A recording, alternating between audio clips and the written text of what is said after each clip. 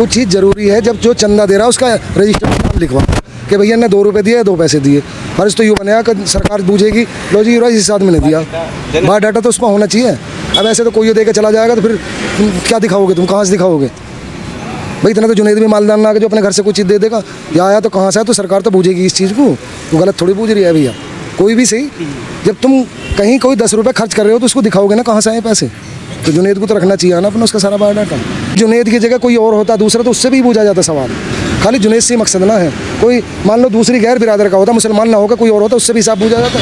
उसका क्या हो, जुनेद का क्या मैटर इसमें भाई? इस चीज़ को तो सरकार हिसाब पूछेगी कि इतना खर्चा उठाए, इतने कहाँ से लाया, किससे आया, कहाँ से, दूसरी बिरादर से ना पूछेगी क्या? आपको लगता है कि हिसाब जो है देना चाहिए, देना पड़ेगा और देना चाहिए भी? देना पड़ेगा। तो ये कह रहे हैं कि चंदा लोगों ने दिया है, किसी ने 500 दिए, किसी ने 100 दिए, किसी ने 1000 दिए। इस तरीके से उन्होंने कुछ चंदा दिया, उसी तरीके से उन्होंने बवे तो खिलाने पे रहे, लेकिन चंदा देने वाले तो और रिपब्लिक बहुत ही वहाँ पर सुनने में तो आया, और बाकी तो मैंने सुना नहीं कुछ। देश की राजधानी दिल्ली के जंतर मंतर पर एक प्रोटेस्ट हुआ, जिस प्रोटेस्ट को अभिजीत दीपके ने किया था। हजारों प्रदर्शनकारी उस प्रोटेस्ट में जुटे थे और मांग ये थी कि नीट पेपर लीक को लेकर शिक्षा मंत्री धर्मेंद्र प्रधान का इस्तीफा हो। हुआ भी ऐसा, 1 महीने से ज़्यादा वो प्रोटेस्ट चला। उस प्रोटेस्ट में सरकार को प्रदर्शनकारियों की माननी पड़ी और उसके बाद धर्मेंद्र प्रधान का इस्तीफा भी हुआ। कई चेहरे उस प्रोटेस्ट से उभर कर आए, कई तस्वीरें उस प्रोटेस्ट की ज़रूर देखी होगी आपने, लेकिन एक चेहरा, एक नाम जो अब किसी भी पहचान की मोहताज नहीं है, उनका नाम है मोहम्मद जुनैद। मोहम्मद जुनैद का जो गांव है वो यहाँ से नाहल कितनी दूर होगा सर? लगभग 3 किलोमीटर के आसपास। यहाँ से जहाँ मैं बैठा हूँ, क्योंकि यहाँ पे कुछ सीनियर लोग मुझे मिले हैं, मोहम्मद जुनैद का गांव यहाँ से 3 से 4 किलोमीटर की दूरी पर है। नाहल मसूरी थाना क्षेत्र में आता है। और मोहम्मद जुनैद जब से ज़्यादा चर्चाओं में आए हैं, जब से मोहम्मद जुनैद ने वहाँ पर खाने पीने का, उस प्रोटेस्ट का जिम्मा संभाला था। लेकिन अब जब प्रोटेस्ट ख़त्म हो गया, उसके बाद भी मोहम्मद जुनैद की चर्चाएं मीडिया हो या सोशल मीडिया हो, वहाँ पर पूरी तरीके से चल रही है। कैसे देख रहे हैं इस प्रोटेस्ट को? मोहम्मद जुनैद ने वहाँ पर जिस तरीके से काम किया, वो देखा आपने क्या? वो तो जनता की सेवा के लिए काम किया और अच्छा काम है जी, बेहतर काम है। यही आपने देखी होगी वो तस्वीरें, मोहम्मद जुनैद वहाँ खाना खिला रहे थे, कभी किसी को पानी पिला रहे थे, किसी को जूस पिला रहे थे। जी हाँ। लेकिन तो अब मोहम्मद जुनैद से जो है कुछ हिसाब किताब पूछा जा रहा है कि जुनैद भाई, लाखों रुपए का जो खर्चा हुआ है पर डे का, हर दिन का, वो खर्चा थोड़ा सा पुलिस ये कह रही है कि साहब, एजेंसियां कह रही हैं कि साहब वो खर्चा किस तरीके से हुआ, कहाँ से पैसा आया, किस तरीके से आपने वहाँ लाखों रुपए रोज़ के जो है खाना खिलाया, या बिरयानी खिलाई, या दाल चावल खिलाए, या पानी पिलाया, इसको लेकर आप क्या कहेंगे? अभी वो तो ये कह रहे हैं कि चंदा लोगों ने दिया है, किसी ने 500 दिए, किसी ने 100 दिए, किसी ने 1000 दिए। इस तरीके से उन्होंने कुछ चंदा दिया, उसी तरीके से उन्होंने बवे तो खिलाने पे रहे, लेकिन चंदा देने वाले तो और रिपब्लिक बहुत ही वहाँ पर सुनने में तो आया, और बाकी तो मैंने सुना नहीं कुछ।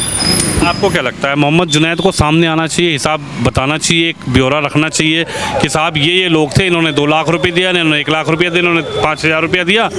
क्या कहेंगे साहब आप? वो चीज़ ज़रूरी है, जब जो चंदा दे रहा है उसका रजिस्टर में नाम लिखवा कि भैया ने 2 रुपये दिए, 2 पैसे दिए। फर्ज तो यूँ बनेगा कि सरकार बूझेगी, लो जी इस हिसाब में नहीं दिया, बायोडाटा तो उसमें होना चाहिए। अब ऐसे तो कोई दे के चला जाएगा तो फिर क्या दिखाओगे, तुम कहाँ से दिखाओगे भाई? इतना तो जुनेद भी मालदार ना कि जो अपने घर से कुछ चीज़ दे देगा, या आया तो कहाँ से है, तो सरकार तो बूझेगी इस चीज़ को। तो गलत थोड़ी बूझ रही है भैया कोई भी सही। जब तुम कहीं कोई 10 रुपये खर्च कर रहे हो तो उसको दिखाओगे ना कहाँ से आए पैसे। तो जुनेद को तो रखना चाहिए ना अपना उसका सारा बायोडाटा। लेकिन जुनैद भाई कह रहे हैं कि मुझे यूपी पुलिस, योगी की पुलिस बड़ा परेशान कर रही है, कभी मेरे पिता को ले जाती है, कभी योगी जी मेरठ में मेरी बहन के यहाँ पर पुलिस भेज देते हैं। भैया कोई किसी को परेशान ना करता, वो हिसाब ही तो बूझने तुझ पे पैसा आया कहाँ से, या किस चीज़ पे से तने ये इतना खर्च करा, उस चीज़ को तो बूझना चाह रहे हैं, जहाँ से आया बताओ उसे आप, उसमें क्या दिक्कत है भैया? लेकिन अंकल जी वो ये कह रहे हैं जुनैद भाई कि मेरे दाढ़ी है, मैं टोपी वाला हूँ, मेरे नाम के आगे मोहम्मद जुनैद लगा है, इसी वजह से मुझे टारगेट पर लिया जा रहा है, इसी वजह से मुझे पुलिस पर। अगर जुनैद की जगह कोई और होता दूसरा तो उससे भी पूछा जाता सवाल। खाली जुनैद से ही मकसद ना है, कोई मान लो दूसरी गैर बिरादर का होता, मुसलमान ना होगा, कोई और होता, उससे भी हिसाब पूछा जाता। उसका ही क्या हो, जुनैद का क्या मैटर इसमें? भाई इस चीज़ को तो सरकार हिसाब बूझेगी कि इतना खर्चा उठा है, तने कहाँ से लाया, किससे आया, कहाँ से, दूसरी बिरादर से ना बूझेगी क्या? तो कोई भी सही सरकार तो हिसाब मांगेगी उस चीज़ का।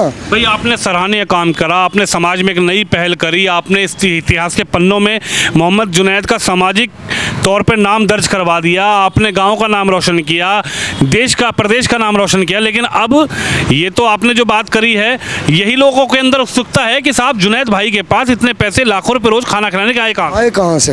वो इसी बात को देख, जब तुझ पे कहीं से आए तो तुझे उन पैसों का बायोडाटा दे लिखना चाहिए कि फला आदमी इतना डोनेशन दे के गया इस चीज़ के लिए। उसके पास कुछ नहीं तो फिर आए कहाँ से पैसे? उसका हिसाब सरकार तो मांगेगी भैया।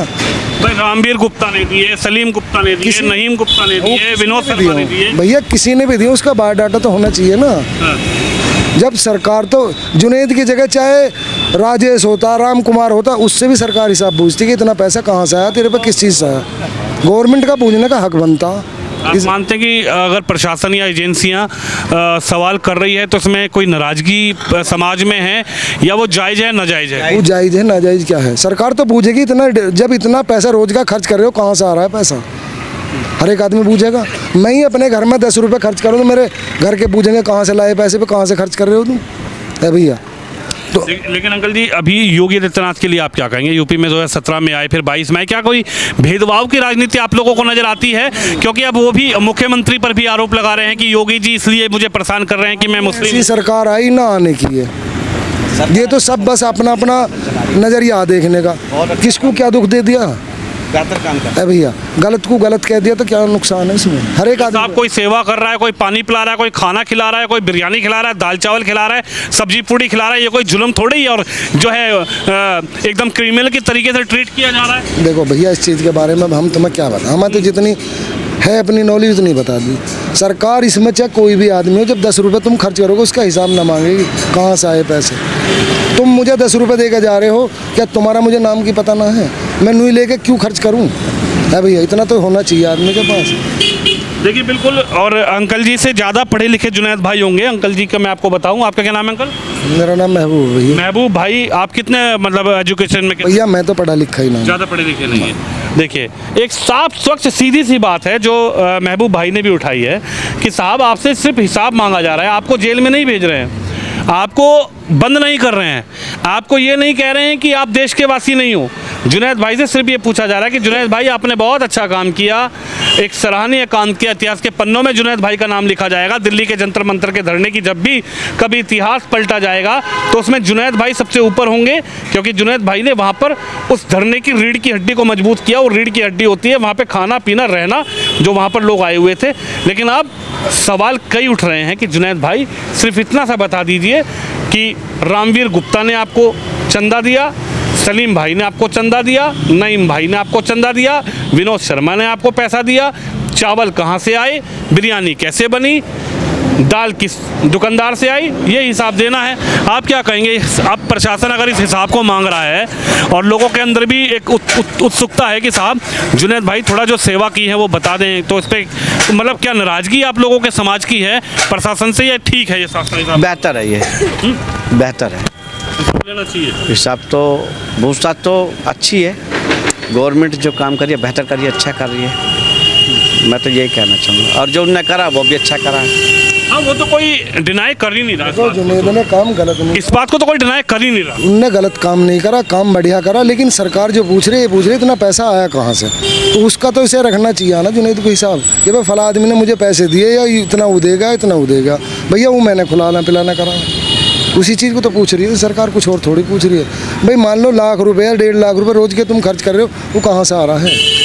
उस चीज़ को तो बूझे सरकार, हर एक आदमी से बूझेगी, चाहे जुनैद की जगह कोई और भी सही, कोई भी होता उससे बूझती सरकार ना। इसमें कोई जुनैद को परेशानी की बात, इसमें क्या परेशानी की बात? ब्यौरा बता दीजिए बस ब्यौरे की तो बात है कि भाई पैसा आया कहाँ से, तुमने इतना खर्च करा है, कहाँ से पैसा आया, इसी चीज़ का तो मकसद है सरकार। देखिए यही आम जो सीनियर लोग हैं, हालांकि जो ये लोग कोई बहुत बड़े धनवान लोग नहीं हैं, कोई पढ़े लिखे लोग नहीं हैं ज़्यादा, मतलब अपने हिसाब से जो इनकी एजुकेशन है उसके हिसाब से ये अपने घर परिवार को चला रहे हैं। लेकिन ये बात हर उस व्यक्ति के जहन में है, चाहे वो पढ़ा लिखा है, चाहे वो थोड़ा कम पढ़ा लिखा है, या वो बिना एजुकेशन लिए हुए भी है, वो भी यही जानना चाहता है। सवाल कह रहा है कि साहब हिसाब बता दीजिए, योगी जी को आप कैसे देखते हैं? क्या कोई ऐसा आपको लगता है कि जुनैद ने कोई जुल्म कर दिया और योगी सरकार जो है जुनैद के पीछे पड़ गई? आपको क्या लगता है? मुझे ऐसा नहीं लगता। जुनैद ने जो काम किया वो भी बहुत अच्छा किया, और योगी सरकार जो करी है वो भी बुरा नहीं करी, वो भी बेहतर ही करी है।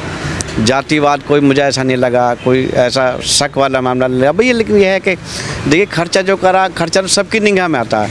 अगर मैं कहीं 1000 रुपये रोज़ खर्च करूँगा तो वो भी निगाह में आएंगे। कमाई तो मेरी 500 रुपये रोज़ की है। अब मैं 1000 रुपये खर्च कर रहा हूँ तो मेरे बच्चे ही पूछ सकते हैं, मेरे गांव के ही पूछ सकते हैं, मेरा वालिद ही पूछ सकता। और गवर्नमेंट का कोई मुझे ऐसा नहीं लग रहा कि कोई गलत काम कर रही है। बस वो तो यह पूछता को थोड़ा सा हिंदू मुसलमान बनाने की भी मतलब चर्चाएं हैं कि साहब मुसलमान जुनैद है, इस वजह से उसको परेशान किया जा रहा है।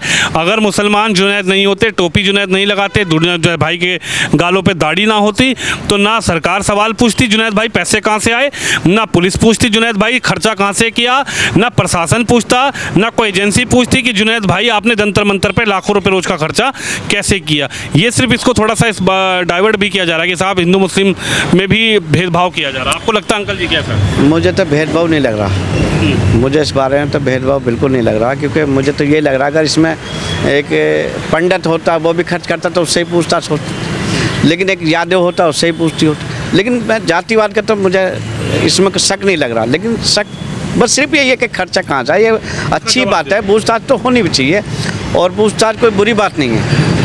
तो जो भी सरकार जो है बेहतर सरकार है, अच्छी सरकार है, बढ़िया शासन चला रही है, सबको एक निगाह से देख भी रही है, जहाँ तक मेरी सोच है। क्या आप कहेंगे जो धरना हुआ उसके बाद अब जुनैद भाई की चर्चाएं हैं?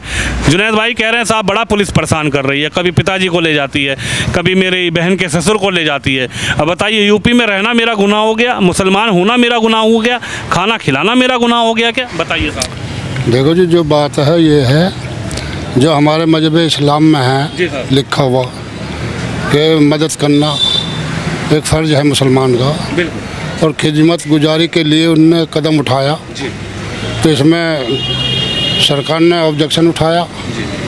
उनने तो अपने मजहब इस्लाम के तहत पे उनने कदम उठाया कि मैं इनकी खिदमत करूं, गुजारी करूं, और मुझे अल्लाह बहुत देगा जन्नत में। अगर मैं 10 रुपये खर्च करूंगा तो अल्लाह मुझे 20 देगा। अब देखो जी, ऐसे ऐसे भी हमारे सामने मौके आए हैं जो कि कहीं नहीं मिला, छापे मारे गए हैं, वहाँ कुछ नहीं मिला, तो कहाँ से देवे में? वो तो देने वाले तो ऊपर वाला ही है। अब ये तो वो जाने कहाँ से आया, या खुदा जाने कहाँ से दिया। उनने तो अपनी मफरत कराने के लिए कदम उठाया। आपको क्या लगता है, अब जैसे पुलिस पूछ रही है तो क्या उनको जवाब दे देना चाहिए? हिसाब किताब कुछ बना रखा होगा उन्होंने कि साहब पैसा यहाँ से आया था, और वहाँ पे 100, 200, 500 रुपये रोज़ का मामला नहीं था, या 500 किसी ने बोतल पानी की दे दी, 200 किसी ने जूस के पैकेट दे दिए, वो था ही नहीं। वहाँ पर जो एस्टिमेट आइडिया लगाया गया है वो लगभग 8 से 10 लाख रुपए रोज़ का खर्चा जो है 3 से 4 टाइम के खाने का और शाम को स्नैक्स का खर्चा जो जोड़ा गया है वो 8 से 10 लाख रुपए रोज़ का, और 36 दिन तक खर्चा हुआ है।